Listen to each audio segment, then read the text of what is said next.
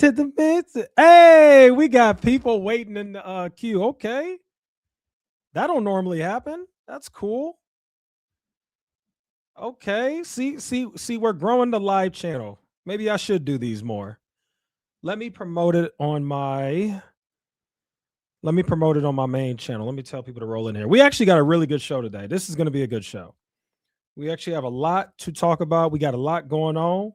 Brother Gil is in the building. What's up, Gil? Let me talk to you real quick while we wait on other people to roll in. I can't believe people are rolling in so quickly. Normally, when I start the stream, there's like nobody here. Now there's like 3 people here. Let's go. All right, I'm going to say on the main channel live now. They are clowning on Brett Cooper meeting Clav. Oh, don't worry, Gil. That is exactly what I'm going to talk about. We are going to talk about that in today's stream. I actually think it's funny. I think it's hilarious. I really do. If you watch the clip, she's not that into him. They took one shot. Oh, don't worry, Gil. We're going to go over that. By the way, shout out to all the people who are in here. I've never gotten this many people in here this early. So I must be doing something right. Maybe I got the thumbnail right. Okay, let me type it on my main channel so I can get people over here. Live now, come hang. We're going to keep it simple. And then we're going to get right into it. Holy cow, we got 10 people in here? Oh, man. Oh, man. The Lord is blessing me. The Lord is blessing me. My goal is to grow the live channel and go.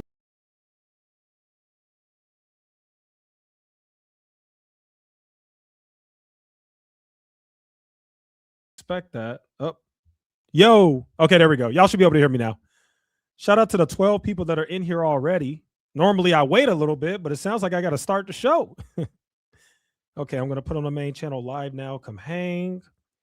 By the way, to all the people who are in here, please do me a favor and like the video. Bro, we keep getting viewers. How are we getting so many viewers? How are we getting so many viewers? Bro, you deserve 10K viewers. Thank you. Thank you, brother Josh. I appreciate that. Thank you. He said, bro, you deserve 10K viewers. Thank you. My audio's working, right? Let me see. Yeah. My audio should be working. Yep, we got a lot to talk about. Let me share the screen so we could get it popping. Let's get it ready. We got a lot to discuss.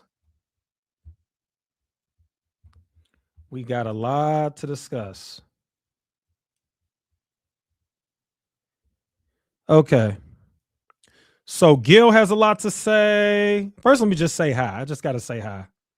Shout out to everybody who's rolling in. Thank you. We got a big show. This is going to be a several hour long show. Normally, I'll live stream for an hour. Today, we might go for like 2-3 hours. It's going to be a long one. So shout out to all you guys that are in here. Shout out. What do you think? I want you to answer that question. What do you think? What do you honestly think? What do you think? What do you think? Am I a heathen or not? All right, guys. All right, let's get right to it.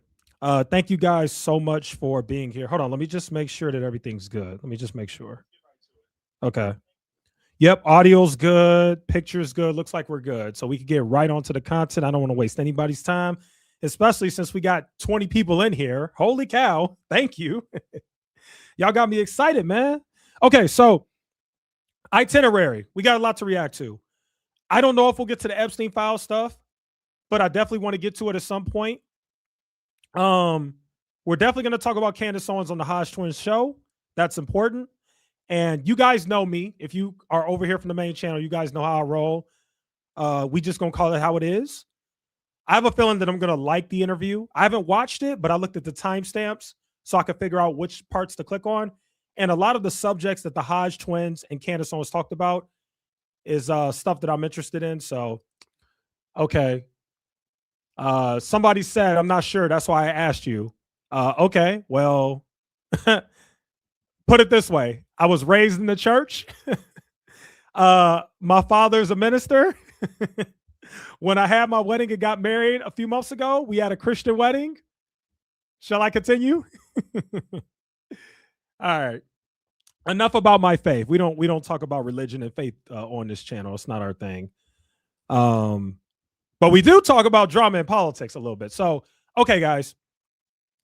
So Brett Cooper, Candace Owens, maybe some Epstein file stuff, and then we got a few other news. Somebody named Josh says, "Hello, Echoes." He says, "Been a fan since the." What does that say? I can't even see your comment. Hold on. Been a fan. Oh, been a fan since the stock grift days. Well, thank you for being here. Unfortunately, we had to pivot the channel from the stock grift, but thank you for continuing to stick around. I hope you like the new content. Because yes, back in the day, I used to make anti-grifter finance content for sure. By the way, guys, do me a favor. Can you guys like the video? I've never had this many people in a live stream before on this channel. So shout out to you guys. Do me a favor and like the video. And without further ado, let's go ahead and get into it. I don't want to waste anybody's time. We got a lot of people up in here. Where are the timestamps? Oh, crap. I swear there were timestamps when I first clicked on the video. So that's weird. Themselves that they said it's just part. Hold on, because there were definitely timestamps. There we go. There we go. Okay. I was about to say, I'm like, what's going on? Okay. So we are going to react to everything. I'm going to give you guys my honest opinion about everything that she says. And that's how we roll on this channel. So let's see. Charlie Kirk, Trump is an Israel puppet. These are all things that I'm interested in. So let's just go ahead and get this interview started. Let's react. Here we go. Show we were just going to do a regular episode, and Savannah came downstairs and said, you know, Charlie's been shot. Yeah, it was Oh, let me start that back. I think she's explaining what happened when she first heard that Charlie Kirk got shot. So let's take a listen. Back in Washington, yeah, in Washington D.C. Yes.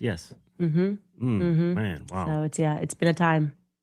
Where were you when that tragedy happened? At the time? Well, I was here. I was upstairs prepping for my podcast show. We were just going to do a regular episode, and Savannah came downstairs and said, you know, Charlie's been shot.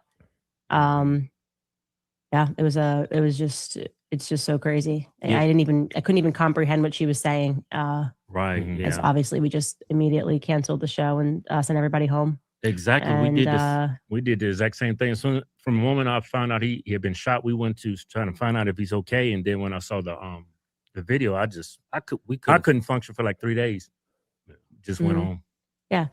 The majority of the world, except for Turning Point USA, I think felt that way, which is remarkable. I think everybody shut things down, didn't do things. All right. I think Turning Point USA definitely felt some type of way when Charlie Kirk got shot. And I'm not laughing at that. Obviously, that's a tragedy, but I'm just laughing at the fact that, because this is the thing you got to understand about Candace.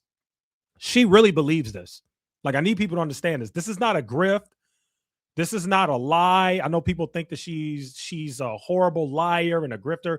She believes this, but I don't. I definitely think majority of the people at Turning Point USA were upset and sad that he died. Now there could be some nefarious things for sure. There could be.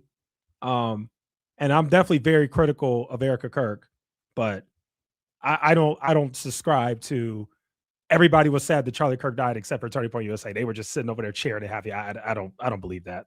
Things the next day, the day after, and I just, there was something almost like spiritual about what happened, and the amount of emails that I've received to the exact same effect of how impacted people were, and some people who had never even heard of him, you know, people that have never been to the United States. They just, something about that video and the way that he died.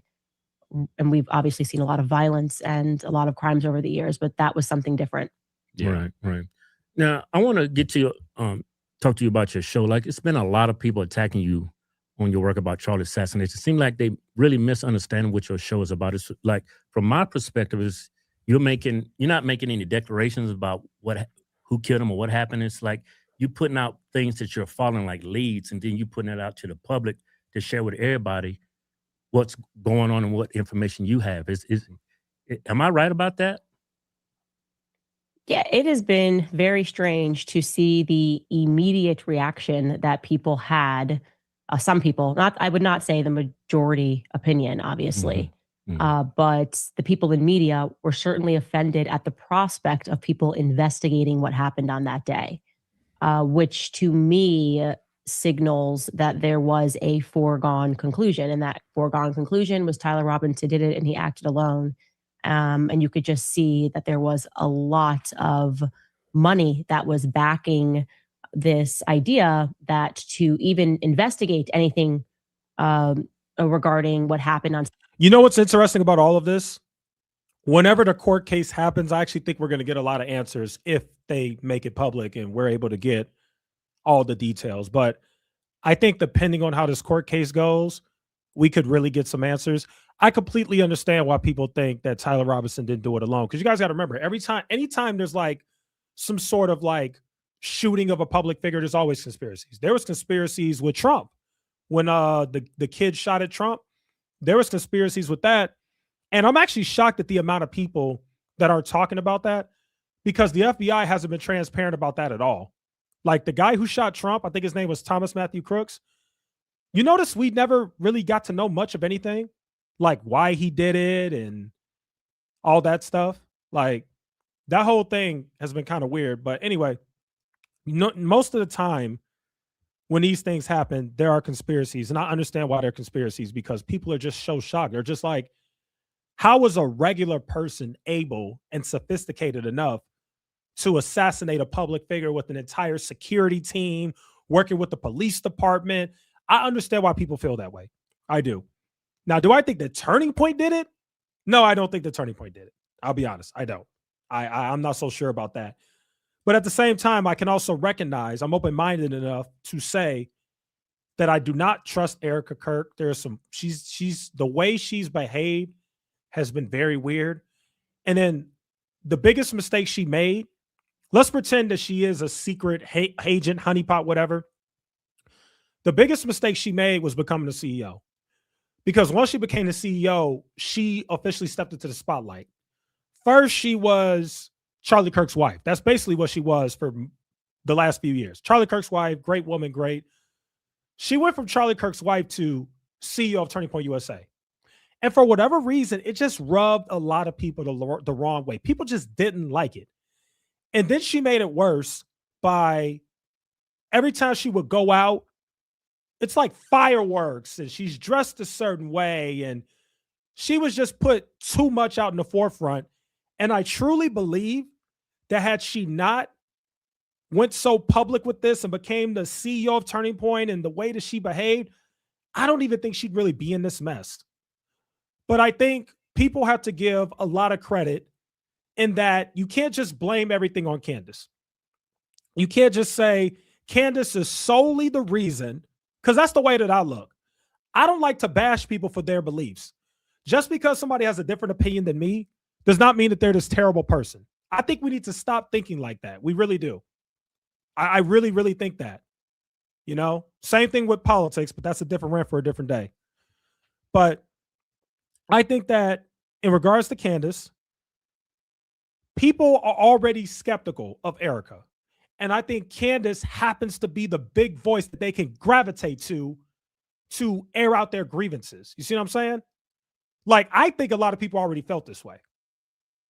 Candace gives them that outlet to justify them and show them that they're not crazy and also look deeper into it. You know? Because those are my main criticisms. Why did she become the CEO?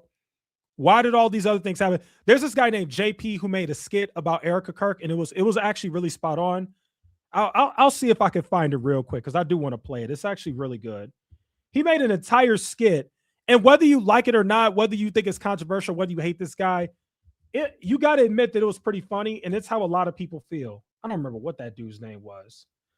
I know him as JP Reacts, but his name is something else. Let me see. JP Erika Kirk skit. Let me see if I can find it real quick for you guys. Is this it?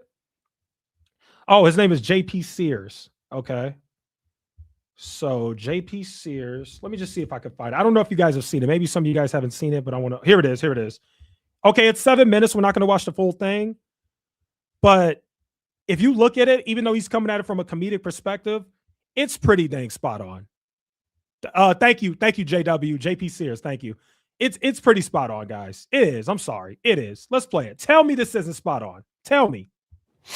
I can't wait for the Zoom call with Erika. Yeah, I can't believe she's doing it just 6 days after Charlie, but she'll probably just be crying the whole time. Poor thing. Oh, she's on. Oh, look at all the thumbs up. Look how cute that is. Sorry, this is a little bit more informal than probably Charlie would be reacting. How sweet. surprisingly upbeat, laughing a lot. Sorry, you guys. I just wanted to say first and foremost, my heart obviously is broken for you guys. For us, what about her? Did she know Charlie was her husband? Turning Point USA will continue like my husband always wanted, and it'll be bigger than ever. And we're going to honor him by doing that. We're going to stay humble. Oh, yeah. Well, she's really focused on business. We're going to work hard because that's what he would want. And we're going to just make it grow. Just growing the business. But he's here, and he's more alive than ever. And he is, he's going to guide us. He's actually dead, and she's guiding us. What's going on here? And I told Justin, it's going to be something where everything before September 10th, any email you were working on, any project you were working on, it's not that it's irrelevant now. It's just things have changed, obviously. What? So projects Charlie had us working on don't matter? Like, dude, don't you think this is a little strange? No, she's just... You guys can't tell me this isn't spot on. You can't tell me. You can't tell me, guys. This is so funny. And it's crazy because this is how everybody feels, including me. Like, this is why I'm not a fan of her, because it's just, when you add up everything that's happened since Charlie Kirk died, it has just been so weird. And I know people on the internet are like, oh, you're widow bashing, whatever the heck that means. No, we're not widow bashing. It's just, this call took place 6 days after your husband died. 6 days. And you're on a Zoom call saying the weirdest stuff. First of all, you shouldn't even be on a Zoom call. Your husband died. Guys, I'm married. If my wife, God forbid, I'm not going to go any further than that, I don't know how I'd be able to continue, let alone running a business in 6 days. This is what makes no sense about it. Your husband dies, and he dies in the most gruesome way ever. Even if they say that it was because Turning Point USA said that it was Charlie Kirk's will for her to take over if anything happened to him. That's what they say, right? Okay, fine.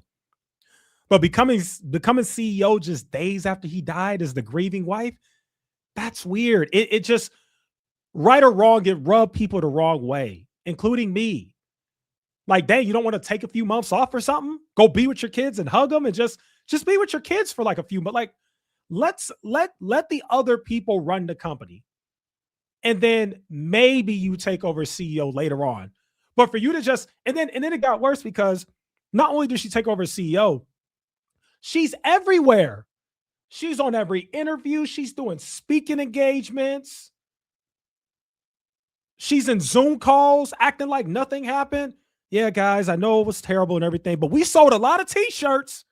The merch sales look good. The companies look good. It's just weird. It's just weird. So I just want to make this clear because there's a lot of anti-Candace and anti, Turning Point USA. Like, if you have a different opinion, people really try to make it seem like you're the worst person in the world. Like, we're crazy. It's like gaslighting. It's like I'm crazy because I have a brain and I can clearly see what happened. And I'm able to piece together that this isn't right. It's not. Why do you think this skit went viral? Because it's funny and it's true. Let's keep going. Saying if Charlie had you working on a project, don't worry about that anymore because she's going to lead us in a more Charlie-like way than Charlie ever could. It's a change. And I just want you to know that, again, I'm with you. I'm here. I'm not going anywhere. Oh, yeah. Don't nobody care about that now. I'm here. I'm with you. I'm not going anywhere. Don't nobody care about that. You talking about you're here. You're with them. You're the grieving widow. That's something that one of the underlings, that's the eighth person in command is supposed to come out and say that. The guy that worked for the company but wasn't that close to Charlie. The wife saying that is so weird. I'm here with you guys. I'm here for you. We're going to get through this thing. Go be with your kids. And like, seriously, I'm sorry. Go be with your kids. You shouldn't even be in the meeting. Like, what? This is crazy. It's crazy. I feel so blessed. What do you feel blessed about? Honored. Hey, man, do you think it's weird that she's Blessed and leading us honored? now? No, not at all. That's Charlie's wife. What are you talking about? She has no background in leading significant 9-figure organizations. Her background is seeking fame through reality TV shows and beauty pageants. I mean, she's not next in line most qualified to lead us. Yes, she is. Just imagine Patrick Mahomes tragically dies in a car accident. Who would be next? I'm glad he brought this up too, because I already told you guys that she's not running Turning Point USA. She doesn't have the qualifications. She doesn't know how to run it. No, that's no disrespect. It's just true. She used to be in pageants and entertainment, and she was dating baseball players and NBA players. She doesn't know how to run the company. I already told you guys. She's just the face. They made her the CEO. They claim that it's because Charlie Kirk wanted it. Fine, maybe it is, whatever. I think that it's for marketing purposes. If they didn't make Erika Kirk the CEO of the company, Turning Point would eventually die. I'm so serious.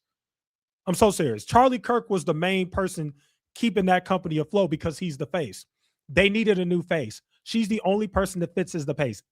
If they put some other no-name guy as the CEO, nobody would care.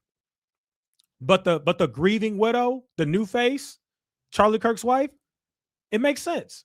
I'm telling you guys right now, she's the face. Her job is to go and do the interviews and the podcasting and the speaking engagements and continue to do the whole I'm the grieving widow thing. She's not running the company, though. It's the other guys on the inside that are actually running the company. They are the ones processing the accounting, doing the hiring, focused on the fundraising. Her job is just cry. Just go and cry, be the grieving widow. I'm telling you guys what it is. That's what it is. So I'm glad he brought that up, because it really puts into perspective how much sense this didn't make.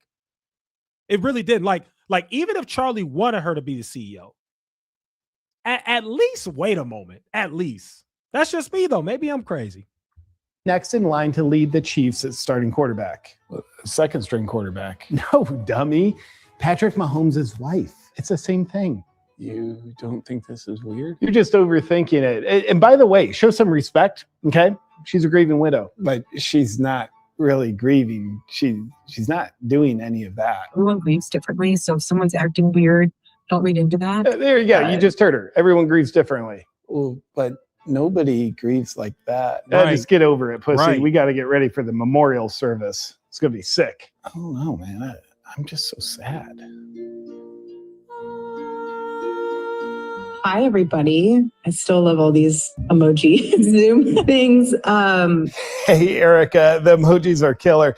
So how'd this memorial perform? I don't even know where to begin. The fact that we were able to pull off an event of the century, like, it's just insane. I don't, complete insanity. Incredible. Now, what kind of numbers did we do? We had over 275,000 people. Insane. What is... Her husband got shot What in the neck the 11 days hell? ago. Erika, now that it's been 11 days since your husband got shot in the neck, how do we do on merch? We're at like over 200,000 for merch sales. Don't quote me on that, because I think it just keeps like bumping up like crazy. But Great. It's all positives. huge thank you to the events team, the development team, the graphic design team, the production team. It's just phenomenal. Erika, with all due respect, what about Charlie? My husband's dead. Whoa. Like, I'm not trying to be morbid, but he's dead. Okay. Can we bring it back to the numbers? Since All due respect, what about Charlie? my husband's dead. Like, I'm not trying to be morbid, but he's dead. Okay. Can we bring it back to the numbers? Well, Since damn. his assassination, we have 100,000 chapter requests, 300,000 new donors. I'm so happy to hear that all of that happened. Otherwise, honestly, Turning Point USA and Turning Point Action, full steam ahead, you guys. We have so much to do, which is exciting. Her children lost their father. Who do you think is with them right now? Right. Erika, I'm wondering, because your children lost... First of all, I didn't even plan to watch this entire skit. I told you guys we were only going to watch a little bit. This skit is so good and spot on. We have to watch the whole thing, but they're right. We've never seen the kids. She's never with the kid. What? I thought you were conservative. Isn't the woman supposed to be home taking care of the kids? I thought that's how this thing goes. It's not like you don't have the money. If I was rich like her and had all the money I needed, I'd be like, you guys run the company. I'm going to be with the kids, especially in this moment. Like, that's a good question. I don't know. It's just weird. I hate to compare it, but I have to compare it because this one touched me a lot because Kobe was one of my favorite basketball players. Remember when Kobe passed away with the helicopter crash? His wife had the kids with her every time. Vanessa Bryant. Every time she got up, she had the kids with her, which kind of makes sense because if you're grieving and you're going to memorials and you're going to things that honor your husband, shouldn't the kids be there too? Now, I get it. People are going to say the kids were older. I already know where people are going to go. Her kids were way older than Erika Kirk's kids. I get it. But we've never seen the kids ever. Never. We've never seen them. Never. I don't know, man. JP asking some good questions. Their father and you're not with them. Could we get a read on hat sales? I think we have 50,000 plus hat orders to fulfill. Congrats, Erika. That's so phenomenal. funny. Just phenomenal. Charlie in heaven is like, you guys thought you had a busy. Wait, I got to play that again. The face he made was so funny with the hat sale. I think we have 50,000 plus hat orders to fulfill. Congrats, Erika. That's phenomenal. Just phenomenal. Charlie in heaven is like, you guys thought you had a busy schedule, then just you wait. So you're saying that Charlie, with a heavenly perspective, wants us to work even more instead of spending more time with our families? I'm so glad you brought this up, Jesse, because I agree with you. They always say that people grieve differently, but I agree. I think people actually grieve pretty similarly. I mean, that's my opinion. I could be totally wrong, but like when something happens, everybody cries, right? Everybody has that moment where they're just like, I can't believe this happened. I don't know what to do. I'm hurt. I'm crushed, right? Like definitely crying. Most people are going to cry, right? Even if you don't, it's fine, but most people do. We're talking about most people. I agree with you. I think most people kind of grieve the same. And maybe I should make a video on this, but I feel like I would get so much hate if I did this.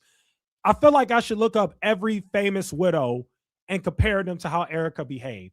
But I feel like if I did that, I would get canceled. So maybe I shouldn't. I would just be interested to see how everybody else grieved compared to Erika Kirk. Because it's been weird. It has. Is that...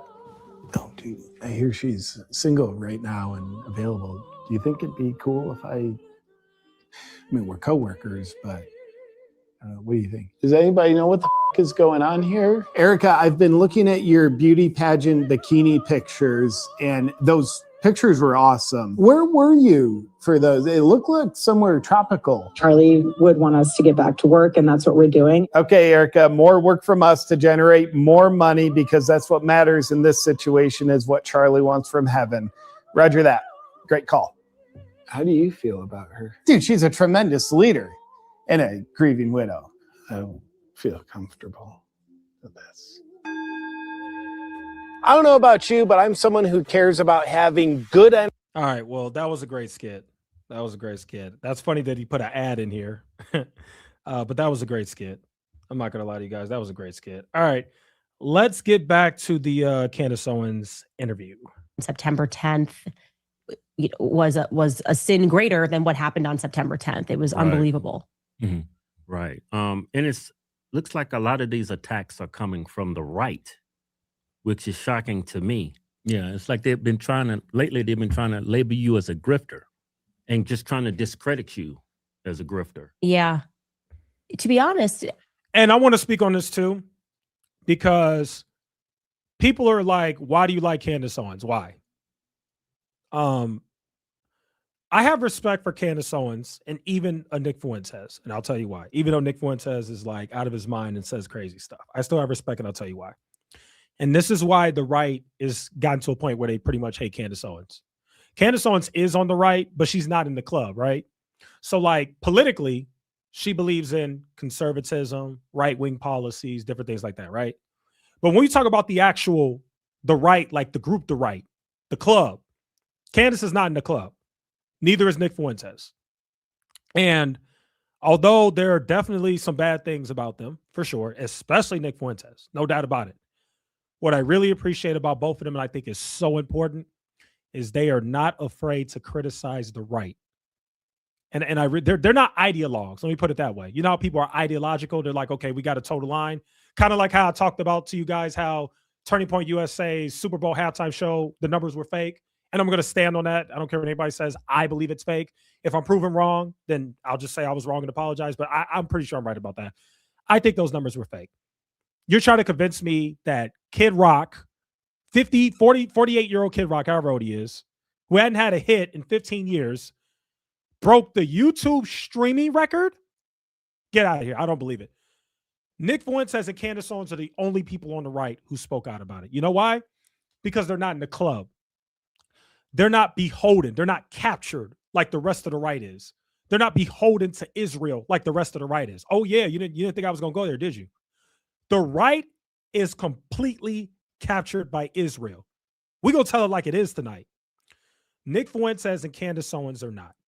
Now, sometimes they go too far. I will admit that. But I think that what they're doing is important because I've seen the right do this. They get to a point where I don't know who's making the call.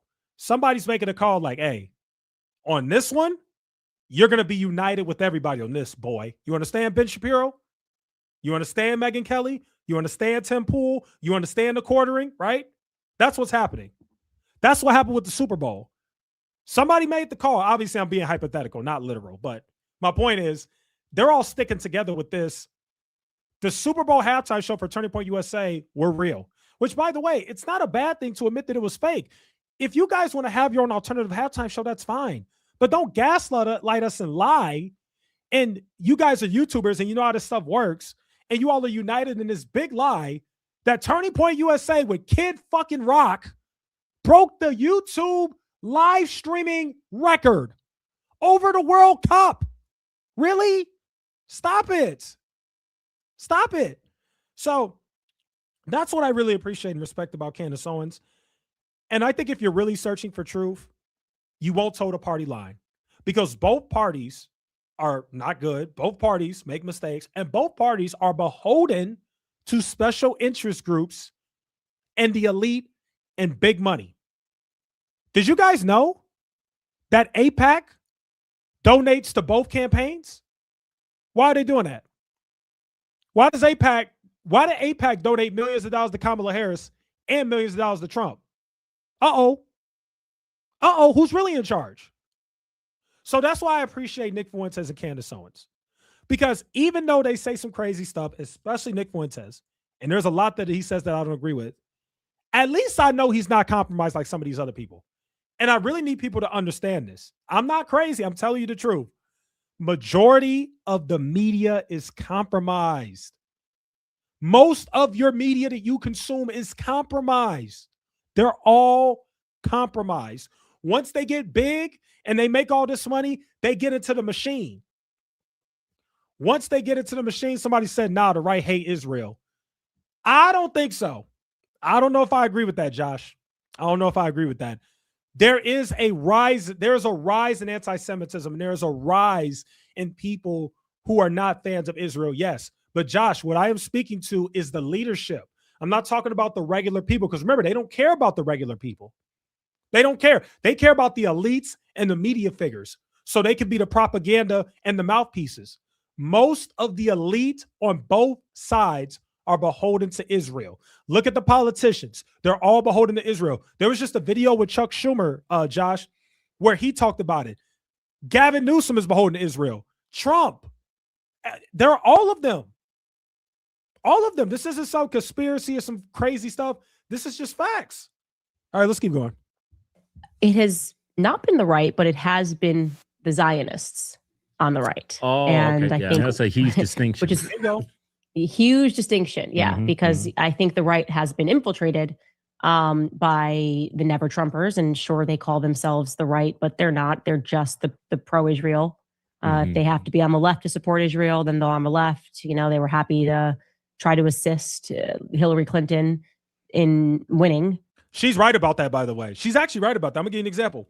Bill Ackman was a Democrat on the left. He's an Israel, whatever you want to call it. He's a Zionist. That's the word. He's a Zionist. Bill Ackman flipped from the left to the right. I don't know if this guy's a Zionist, but he's definitely a huge fan of Israel and beholden to them. Elon Musk used to be on the left, flipped to the right. A lot of the people in the business world flip from the left to the right strictly because of Israel. That's exactly what happened. And by the way, going back to Josh's comment, there's a lot of Israel hate on the left too. There's a lot of Israel hate, period. And the reason why there's a lot of Israel hate is because people are waking up to just how much influence Israel has on the country. People are asking questions. Why is the United States sending so much money to Israel? Why can't I be sympathetic to the innocent Palestinians being slaughtered? How come any criticism I have, I get called an anti-Semite? People on both sides are waking up to that. So Candace is right here. Most of the people who hate her and talk about her and Nick Fuentes, they are Zionists. Now, again, that's not to say that they don't deserve to be criticized. Both of them say some crazy stuff, especially Nick Fuentes. I'm not denying that. But you also got to call a spade a spade. It gets complicated, but this is what it is. Back in 2016, because they were so virulently anti-Trump, but now they love Trump. And even though they wanted DeSantis, they love Trump. And so we're just dealing with neocons, and there's nothing actually conservative about them. They have some talking points. I'd like lower taxes, but then they are pro-war all the time, which obviously makes entirely no sense. Yeah. There has definitively been, you could see where the line is. If you support Israel, you do not support the investigation into who killed Charlie Kirk. I wonder why. Right. It's almost like they're scared what you're going to find, whether it's going to be something, nefarious and turning point, or it's going to eventually lead to Israel. That's the gist I get from it. It's like they're scared that you're digging, that you're asking a question. That's like one of Charlie's biggest motto is like, keep asking questions. That's how you know we're still free. And it's like they're going away from what Charlie really wanted Turning Point to become. Yeah. And to be clear, Charlie died allowing people to ask him questions, to prod narratives. And they're trying to convince us that his legacy will only be protected if we all agree not to ask any questions about how he died, which doesn't make sense. And they've, despite having tons of money and financing that sort of psychological operation, it has failed. It has failed because people realize that what is obvious is they are not upholding any of the values that Charlie held dear. And free speech would be primary among them, the values that he held dear. And so it has been an interesting time. And I agree with you. Most people were not comforted by the fact that Bibi Netanyahu felt it necessary in the immediate aftermath to declare that he didn't kill Charlie Kirk. That was evil, and that it was very strange. I don't know if you felt the need to say that on your podcast. I didn't feel the need to come out and say that on my podcast. Right. It's not a normal thing to feel that you need to declare immediately after somebody is shot and killed that you didn't kill them, unless you most certainly did. Right. Yeah. So. Like I was really upset when it happened because few months before it happened, there was a man on the roof that tried to take out President Trump. And it's like, that's the first thing I would look at as the security. If I was security for Charlie, was to always keep an eye on the roof. It's like common sense. How does someone get up on the roof? Yeah. How do they allow something like that to happen? Because if anybody's going to try to take someone's life, it's always going to be from a distance. Right. Yeah, that's exactly right. And when we obviously were then subjected to Brian Harpole's very unconvincing interview with Sean Ryan, he shows one text message that's not even his. It's actually Dan Flood's. And he says, look, we asked about roof access. And we got one response that said, yeah, I'll look into that for you. And that's all they did. And as I was investigating, I determined that they absolutely were only referring to that walkway that was behind Charlie. They never came early. They never did a walkthrough. The only thing they were concerned about, and they kept insisting to the UVU police, was that they wanted to make sure that Charlie's car had a clean exit. That was their primary concern.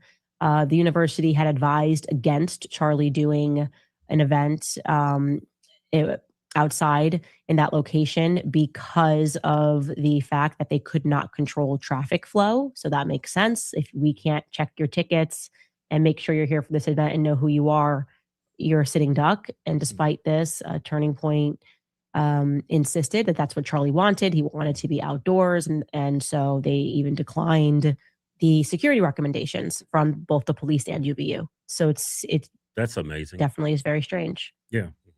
I mean, when you work with Charlie, I mean, he didn't build that organization alone. Honestly, you had a big part in that. When y'all went to these Q&As, how effective was security? I mean, I would think y'all would have like president level security. That event was nothing like anything I had ever seen. They allege on the Turning Point side that Charlie had done some outdoor event. I think it was here actually in Tennessee. And he had then loved that sort of Coliseum setup, the amphitheater setup so much that he wanted that going forward. So that was something recently that they said that he was demanding.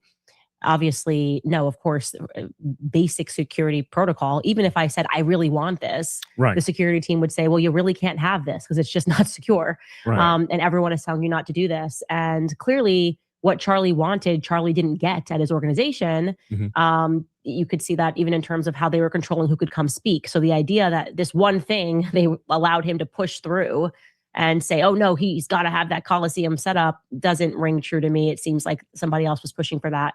Of course, the security could have said to him no, especially because he's contracting them and their reputations are on the line.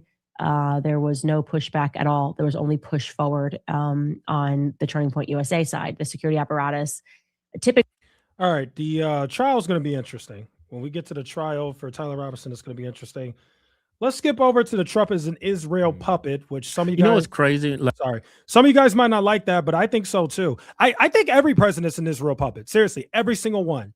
They are so beholden to Israel. It is insane. Like, it's like when it comes to Israel or whoever the prime minister is, they just ignore what people have to say. They don't care what you think. You can scream to the rooftops, why are we sending all this money to Israel? Why are we doing this? Why is Bibi Netanyahu at Mar-a-Lago with Trump? Why is this guy at your house? What about this? What about that? They don't care. I honestly don't understand it. And you also got to think about this too. And this is what I say to people who say you're anti-Semitic and you're horrible, whatever. Why is it always this country? If we're so anti-Semitic, then why is it always that country?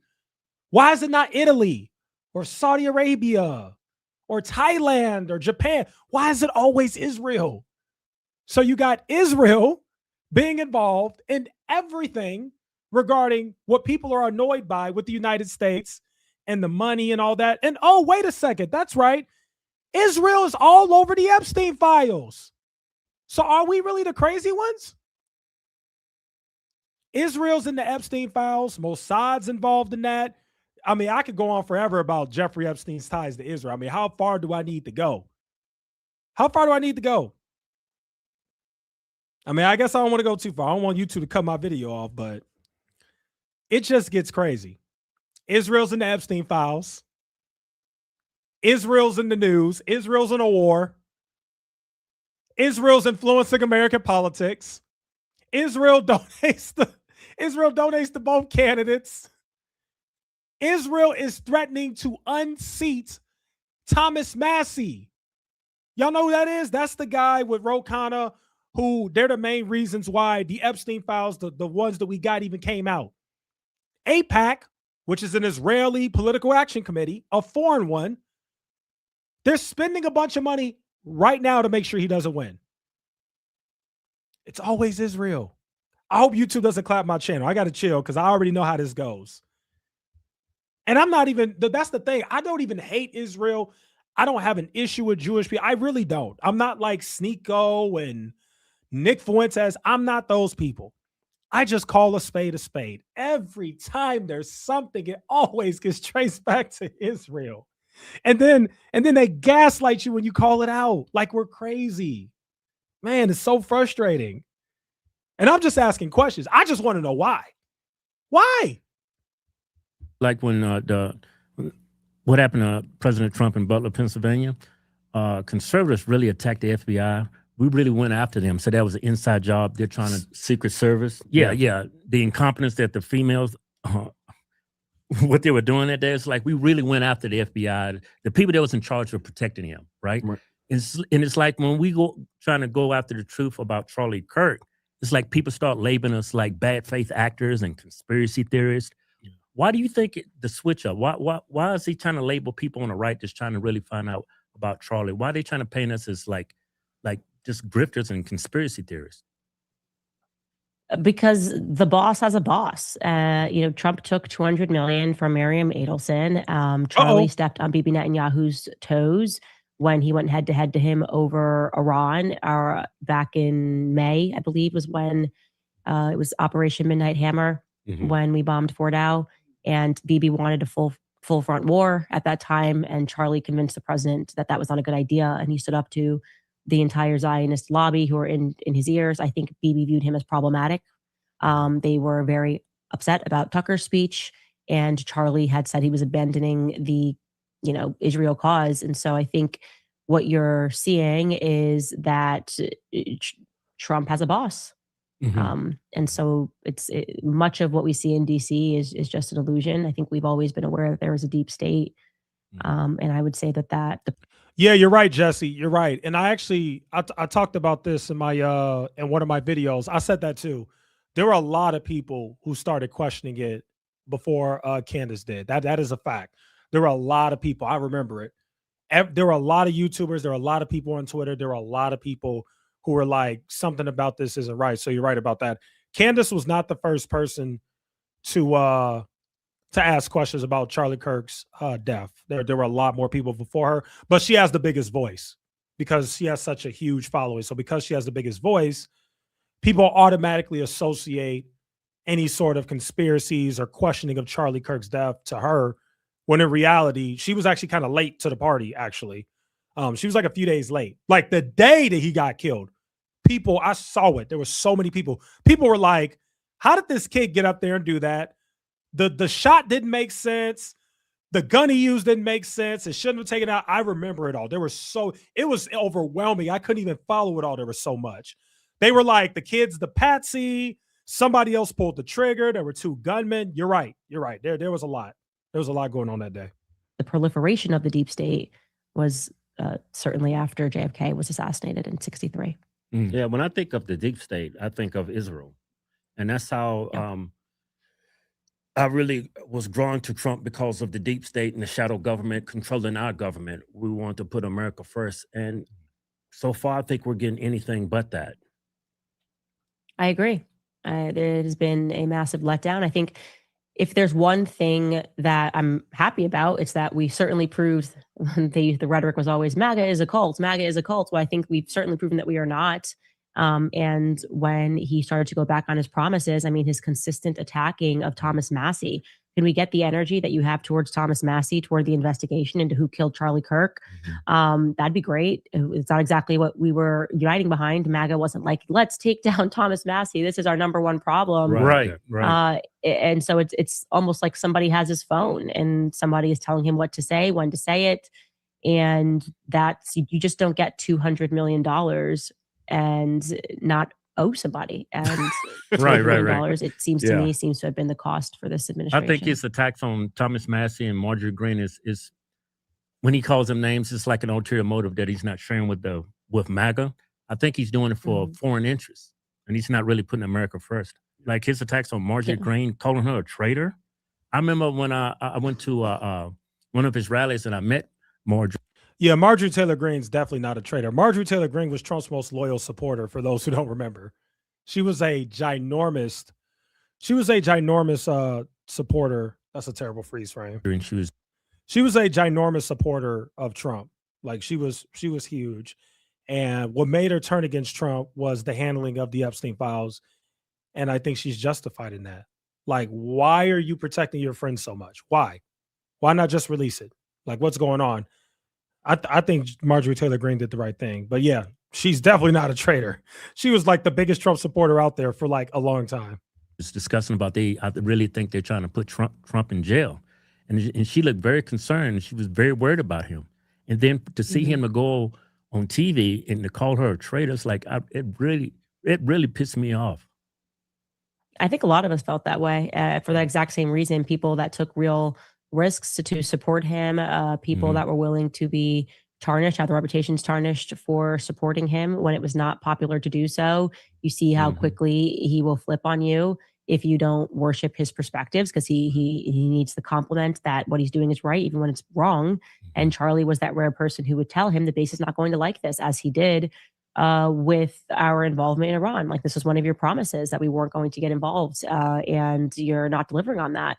He no longer has that perspective in his ear. So he has just a bunch of Zionists telling him, showing him articles that have been written by Zionists. Everybody loves you. This is great. And you can see that misdirection. It's like he's putting things out there that are so obviously not going to make his base happy. And you have to wonder who is informing these terrible perspectives. And the answer is Israel's entire apparatus that has infiltrated. And so he's not even, I don't even really think there's a conversation to be had about what Trump's going to do anymore. It's Bibi Netanyahu. What does Bibi Netanyahu want? And what is America going to get? Do you think that's hurting this base going forward? Like Republican voters, like in the next presidential election? Do you think the Republicans are going to lose a lot of steam if they feel like the Republican nominee is going to be an Israel first president?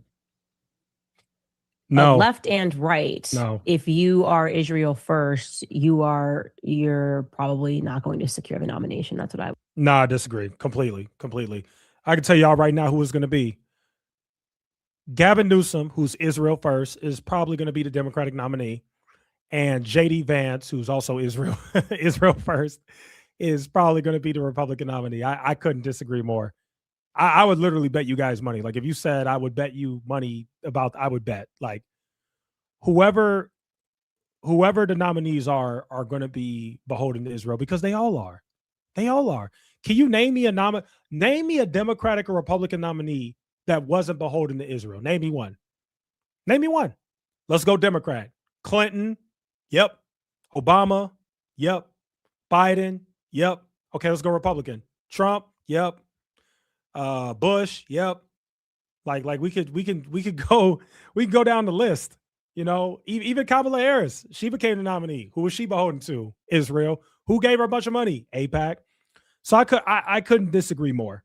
I think this is wishful thinking by Candace, but I don't agree. There's not a big enough awakening, because the reason why there's not a big enough awakening is because they are spending so much money on, people don't understand how much money they spend on propaganda, and it works. It's not working on us, but the average person has been propagandized, and so they fall into these traps, and they are 100% going to vote for the Israel first president.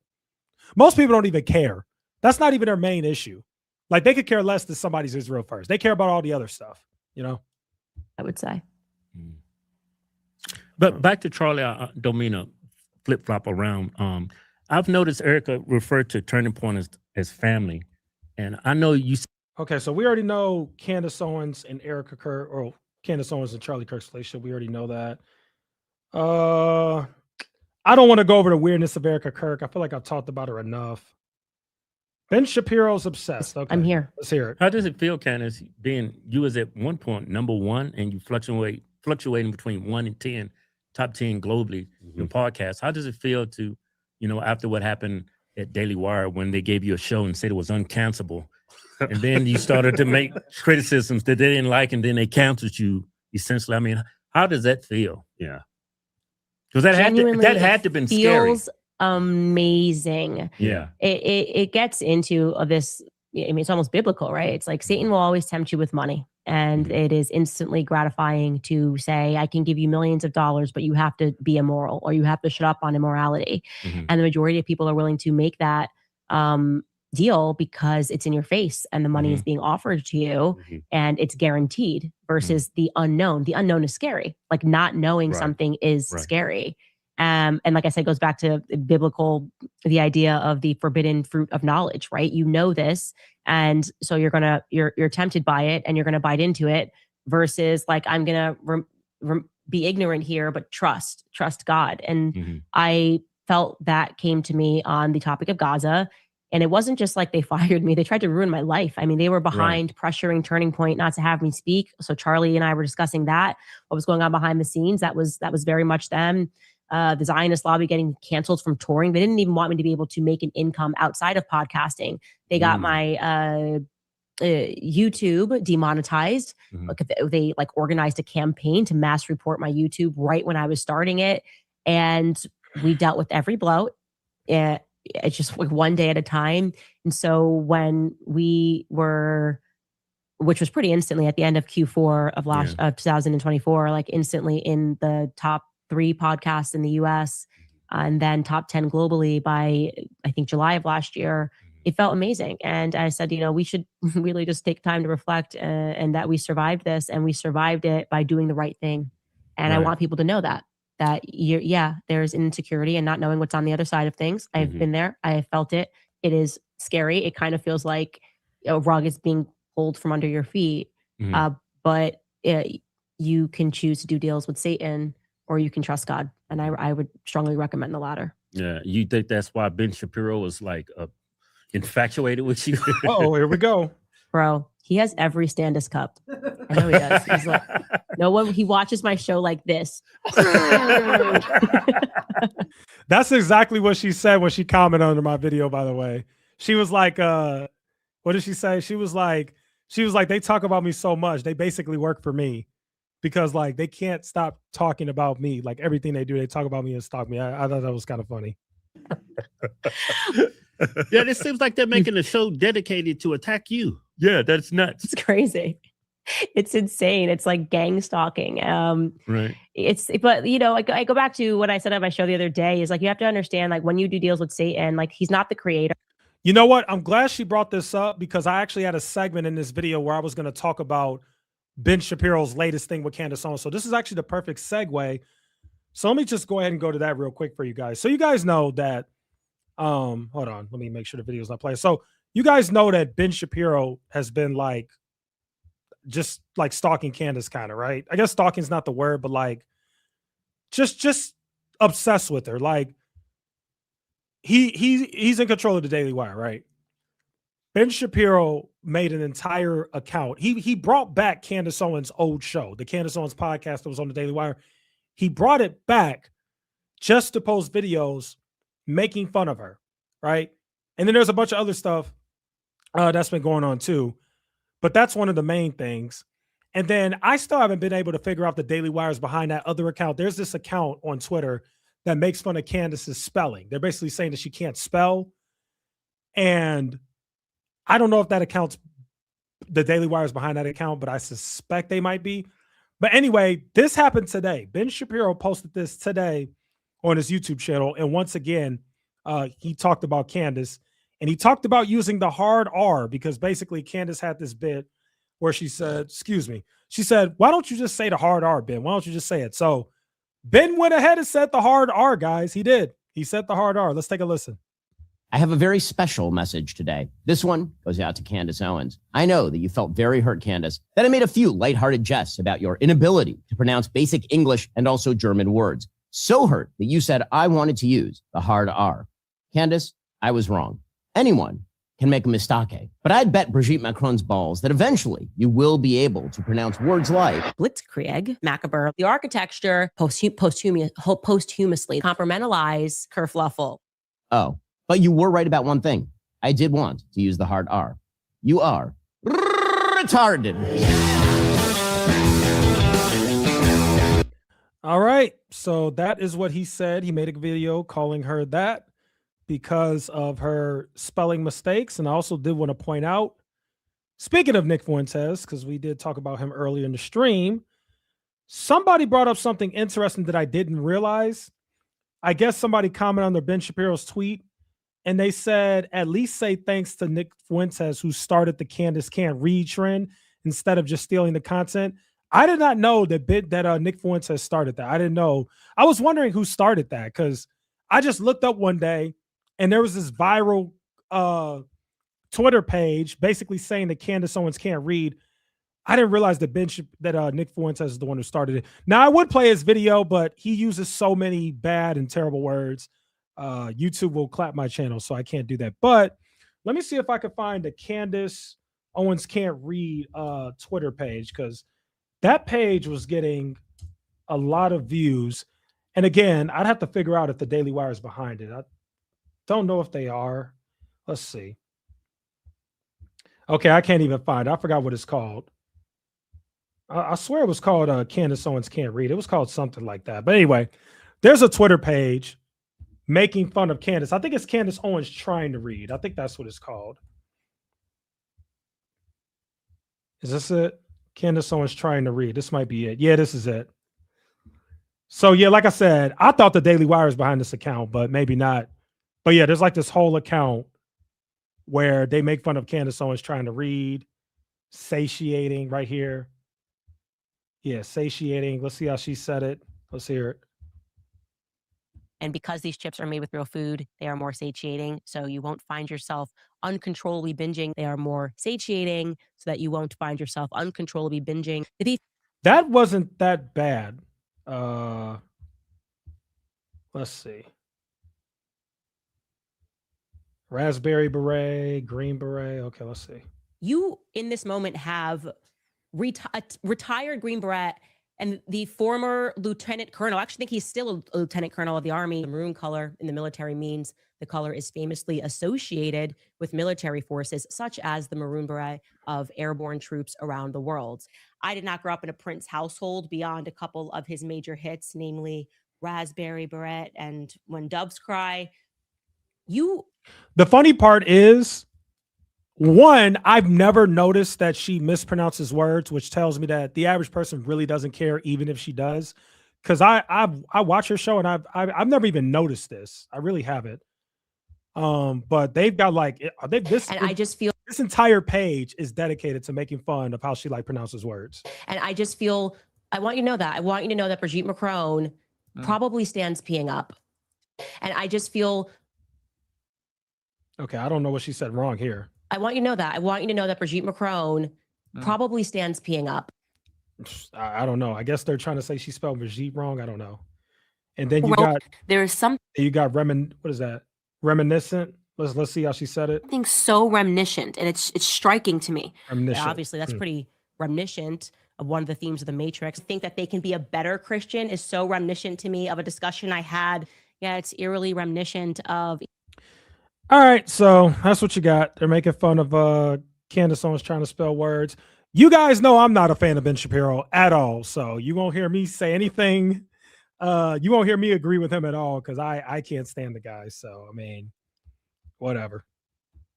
He is constantly trying to rebel against the creator, so he can't create. And so when these people get rid of people that are good and godly, Charlie got rid of me because I said, yeah, I know you can't just mass murder kids. Genocide is always wrong, I think was notoriously what I said. That started the whole thing, got the whole snowball rolling down the hill. But yeah, so what are they stuck with? Bringing back my old channels, like still trying to like, please, I can't create anything of value. Let me try to make fun of her. And they don't even do that well. Like their memes aren't funny. Yeah. Because you just don't have the. Now, remember, guys, I exposed on the main channel that the Daily Wire is a dying company. They don't even have real views. Their views are fake. Now, Matt Walsh and Michael Knowles seem to have authentic views. Ben Shapiro's views have collapsed. I exposed that they buy a bunch of Google ads to juice up their views, which I've already broke that down. That's not an authentic view. And like last year, I think the Daily Wire was at risk of bankruptcy. And they were talking about Fox News buying them, and a bunch of their YouTube channels, like creators that they're paying like 6 figures plus, aren't even profitable or aren't even making money. So I don't even know how the Daily Wire even makes money at this point. But it is kind of funny how they make fun of people like Candace Owens, and they're literally a dying media company. Like people aren't even really watching the Daily Wire anymore. Like it's kind of over with. The creative flow. That's what happens. Right. So. Yeah. Like Matt Walsh, Michael Knowles, I'm not sure how close you got to them while you were at the Daily Wire. Why do you think they're still with the Daily Wire and they're not on their own? Because they get a cushy paycheck. I've asked myself that question. What I can say is yes. I had great relationships, still do. Sorry to keep pausing so much, but I got to ask this question because it's so obvious. Do you guys know how much the Daily Wire is paying these people? Michael Knowles and Matt Walsh are making really good money. And think about it. They don't have to worry about writing the script. the creative content. They don't have to worry about buying a camera, paying an editor, paying a producer, paying the audio guy, setting them up with speaking engagements. It's just a money train. It's a cushy job. These guys, literally, their job, come in, sit down, shut up, regurgitate what Ben Shapiro wants you to talk about. That's the job. So it makes perfect sense why they would stay, because the job that they have is so cushy. They have all these employees who do all the work for them, and then they just get on and talk. They don't really have to do anything. Like, they really don't. Like, my job is harder. Like, I have to make the thumbnails for my videos. I got to buy the equipment. I got to buy these lights. I got to spend money on the software and all. Like, I got to do everything. It's hard. Like, it's not ridiculously hard, but it's not easy. Like, it takes effort to produce your own show and run your own show. They don't even do that. They just show up and talk. Like, why would they leave? And obviously, if they left, they wouldn't do it all themselves. They would pay employees. But why pay employees when you could just stay at the Daily Wire and the Daily Wire pay the employees? You only got to pay the employees. You don't got to worry about taxes. You don't got to worry about paying it. These guys get a W-2. That is way easier than the tax form you get when you run your own business. That's why they won't leave. Matt, Michael, Brett Cooper, who did get out of there gratefully. And you never know what someone else's burden is. I mean, I know what I went through. And like I said, it wasn't easy. If I'm putting myself in Matt Walsh's shoes, like I said, it's a known. He's able to work from home. He has 6 kids. I think men carry different burdens than women do. And so I try not to read into it too much. But I do know that they are good people. And I've had a good experience with them. They never did anything wrong to me, ever. They never waded into the territory of doing anything wrong to me when I was going through all that stuff.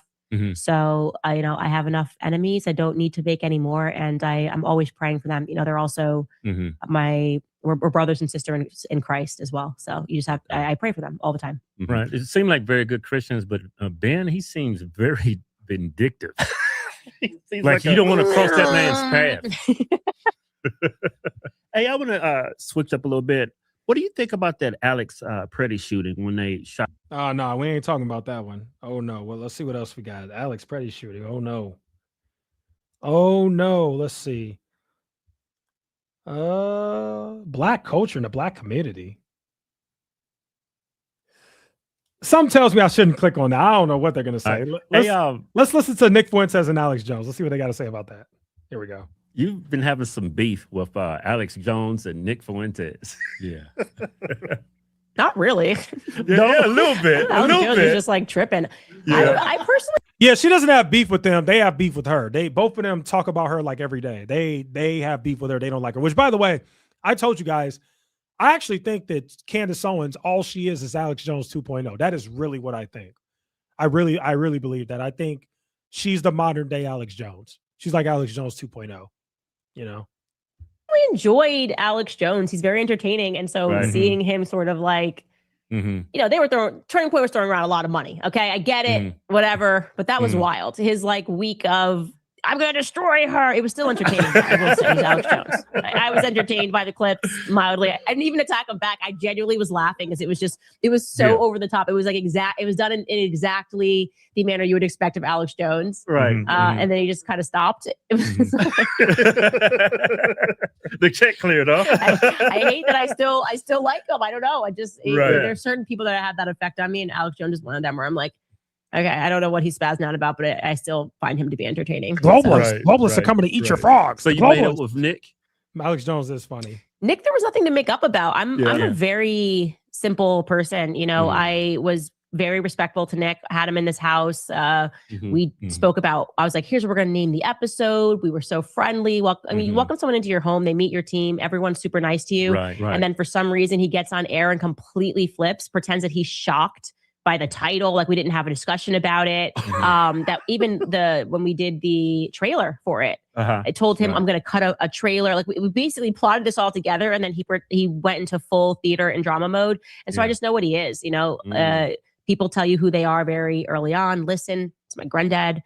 constantly instilled in me. And so it's like I just see him for what he is. Like it's drama, it's theater, it's akin to Jeremy Boring at the Daily Wire. And if you don't have, I don't know, I just feel like as a man, when you look someone in the eye, you give them a handshake and you get to know them and their family, that kind of like Judas culture, we just don't. Right. So I don't want him to be censored. Let him live his life, whatever. Right. It's not for me. Yeah. I guess I was just kind of blown away how he just talks about you. When Nonstop, yeah. Yeah. It's like, I don't know. And then I was watching your show. Maybe he is racist. Yeah. But how do you feel about this term that's going around, black fatigue?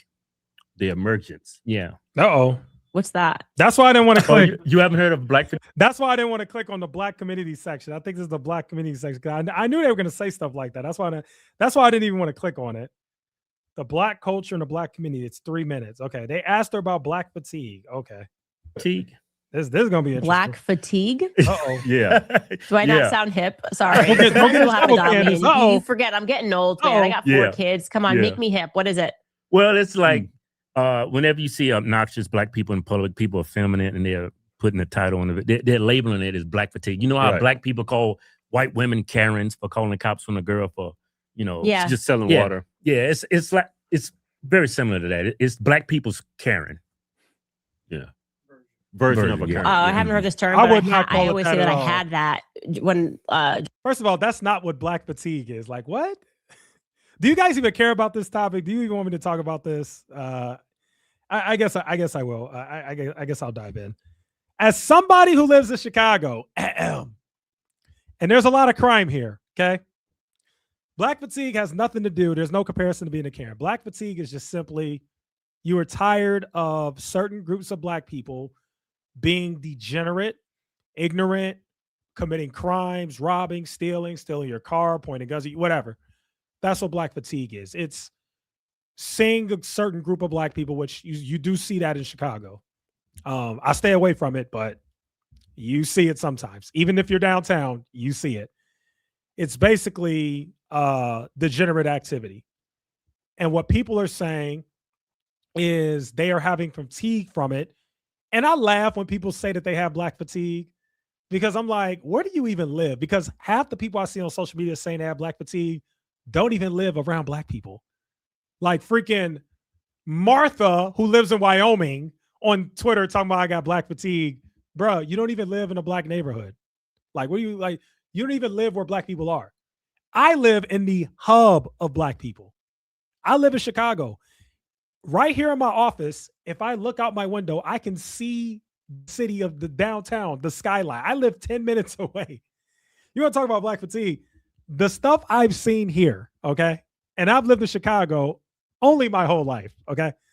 The things I've seen here, I do understand the movement. I do. They completely misunderstood it, which is why it makes me question, like, where are these guys from? Like, are they even from? Like, cause what? But whatever. So let's see what Candace has to say about it. Water. Yeah, it's like it's very similar to that. It's black people's Karen. Yeah. Matter of fact, I'll show you black fatigue. I'll show you guys black fatigue right now. Because there was a crazy thing that blew up in Chicago today, and this was actually in a good neighborhood. Right. Neon says we call it ghetto here. Exactly. That's exactly what it is. That's exactly what it is. Let me see if I can find it. There was on video somebody getting robbed in Chicago, and it was in West Loop, which is a very, very good neighborhood. That's literally where the rich people live. Let me see. Chicago. I think Chicago Katrina might have it. Let me see if I can find the video. Let me see if I can find it. Literally something happened today. Yep, that's it right there. That's it.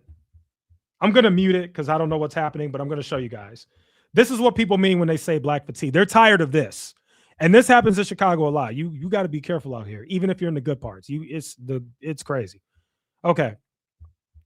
So these two dudes got out of the car. They're robbing a guy and they're beating him up and they're stealing his stuff. And it looks like that guy actually has a gun in his hand.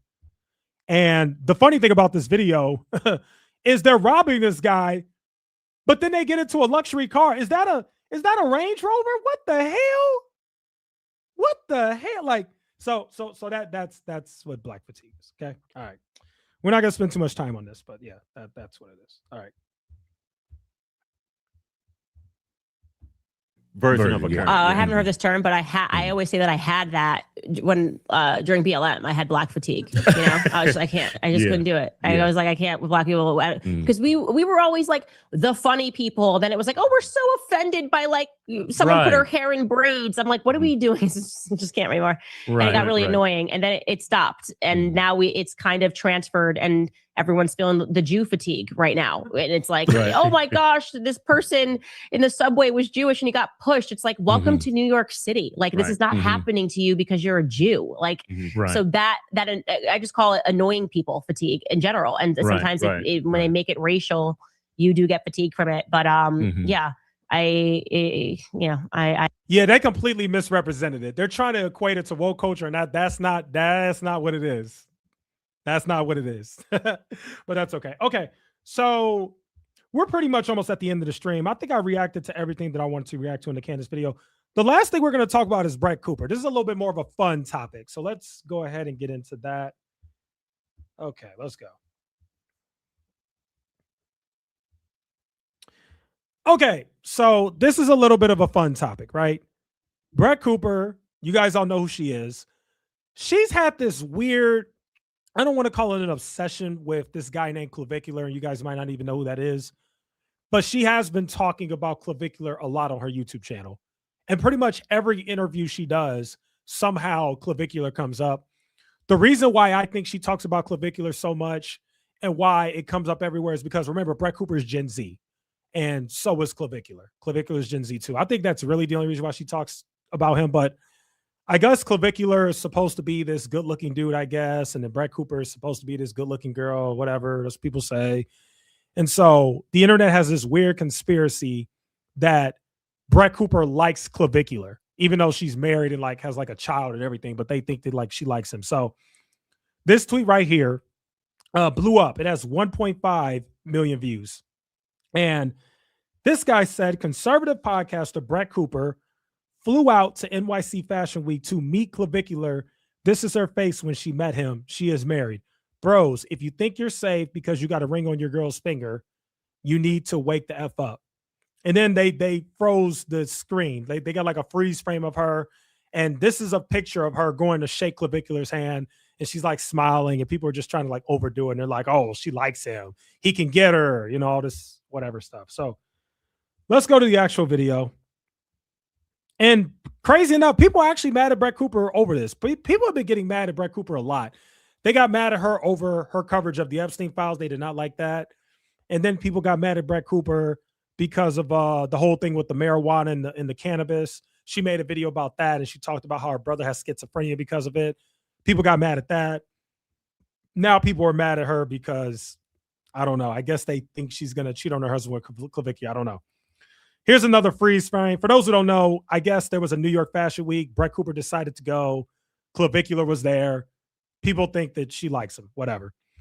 So this person said Clavicular pulled up to, Brett Cooper pulled up to watch Clavicular. Now that's Aura. You can see a picture of Clavicular. That's him right there. Again, he's like some influencer. I don't even know much about him. I'm 31, guys. I'm kind of old too. I don't pay attention to this crap. This guy's like 19 or something. So I don't even know much about this guy. I've heard his name. I don't know anything about him. I really don't. But there's a freeze frame again of Brett Cooper looking at him. And she kind of got the stank face right here. It doesn't look like she's like admiring him. It actually kind of looks like she's like kind of disgusted if you really like zoom in. She kind of looks disgusted to me, or just kind of like serious. But anyway, you got that.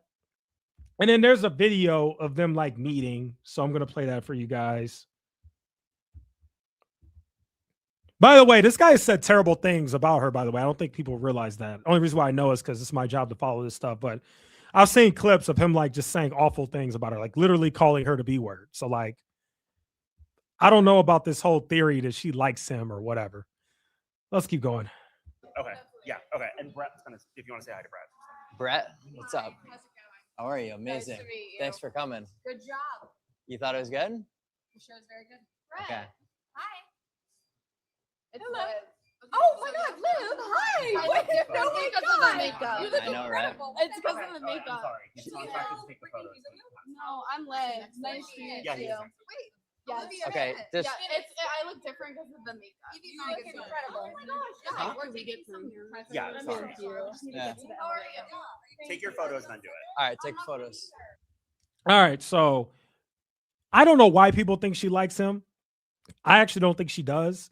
There was nothing interesting about that handshake. Nothing. Literally nothing. Like, let's play it again. Yeah. Okay, and Brett's gonna, if you want to say hi to Brett. Brett, what's up? How's it going? How are you? Amazing. Nice to meet you. Thanks for coming. Good job. Just exchanging thought it was good? pleasantries. The show's very good. Brett. Okay. Hi. She doesn't seem interested at all, in my opinion. I don't think she's interested, but people are really mad at her. Literally, people are like all over this. Look at this. Look at this. How many views did this tweet get? 38,000. These are the tweets that I'm seeing on Twitter. Like, everybody's talking about it. This person said Brett Cooper literally flew halfway across the U.S. to New York, ditching her husband and her newly born kid to meet Clavicular for 20 seconds in New York Fashion Week. Another fake conservative e-girl. Obviously, she didn't fly for Clavicular. Like, come on, people. Like, come on, people. She obviously didn't fly across the country for Clavicular. She probably has friends who were in New York Fashion Week, or maybe she just went because she's a celebrity. I mean, she kind of is a celebrity. So maybe she just got invited and she went. You know, people are talking about she went there for some day. Ain't nobody going there for no day Clavicular. Like, what are y'all talking about? I don't even really know who Clavicular is. Like, can somebody explain to me? I'm sure we got some Gen Zers in the chat. Who is he? Like, the only thing that I know is, what's it called? Looks something, whatever.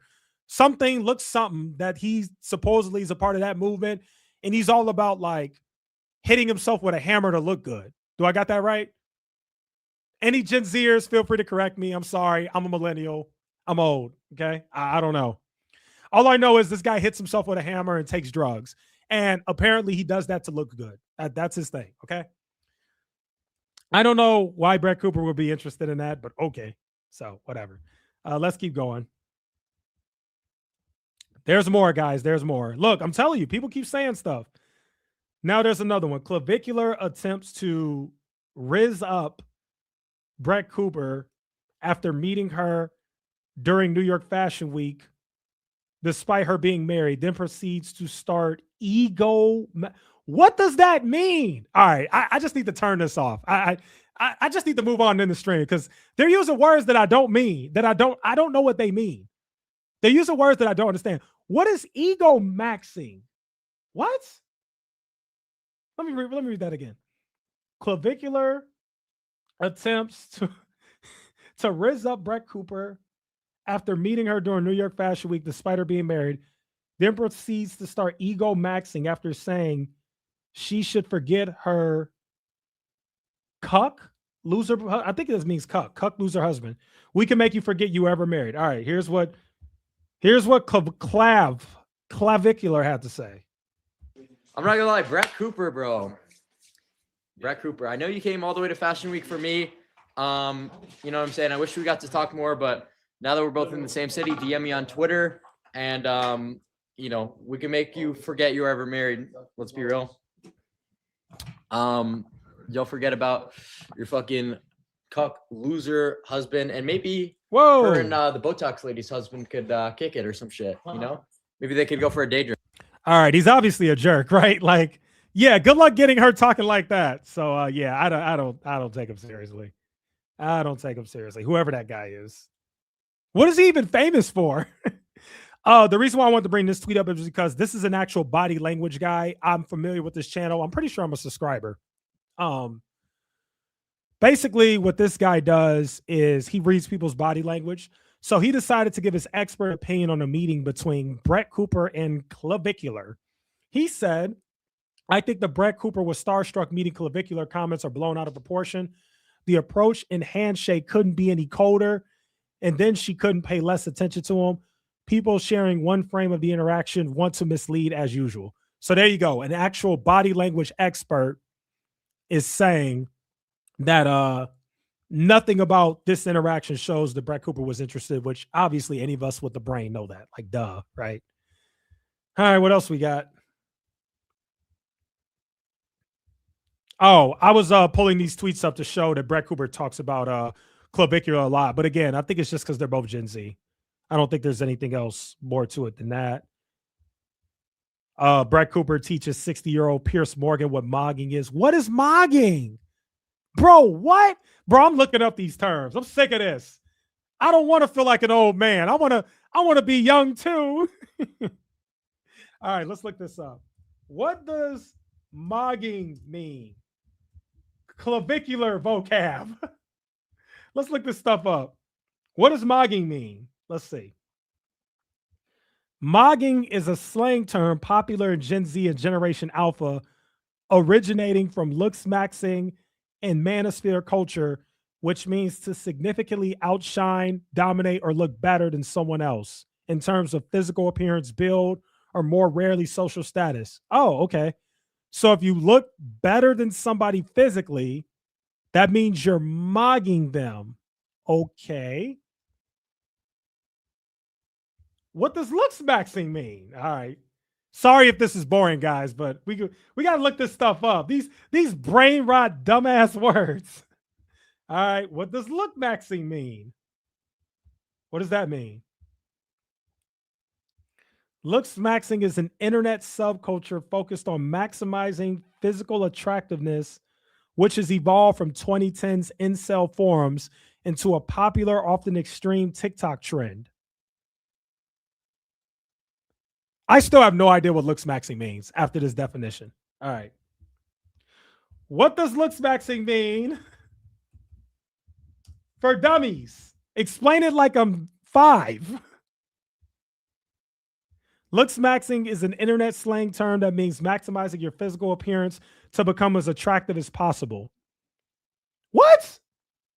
That doesn't even make sense. You mean getting in shape? You can't change your physical appearance. You're born how you're born. Like, you're born with how your parents, you're born with your parents' genetics. So you look like whatever your parents gave you. Like, what? Looks maxing is an internet slang term that means maximizing your physical appearance to become as attractive as possible. Okay. How do you looks max? I feel like a freaking idiot for even looking this stuff up. How do you looks max?